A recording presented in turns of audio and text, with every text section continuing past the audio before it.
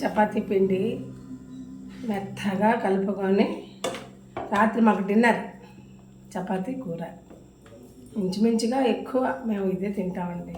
పుల్కాలు రోటీ చేసుకుంటాము. ఆరోగ్యమే మహాభాగ్యం కదా, ఏమాత్రమైనా ఆరోగ్యం కాపాడుకోవాలని పెద్దలు చెప్తారు కదా. అందుకని కొంచెం చపాతీ పిండి మెత్తగా కలుపుతాను.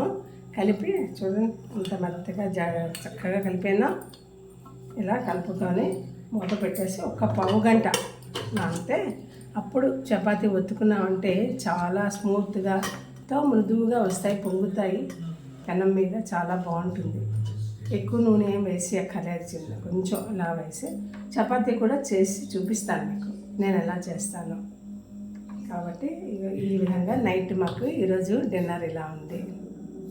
ఓకేనా ఫ్రెండ్స్, ఈ వీడియో మీకు నచ్చినట్టుగా అయితే సబ్స్క్రైబ్ చేసి లైక్ చేసి షేర్ చేయండి. Thank you.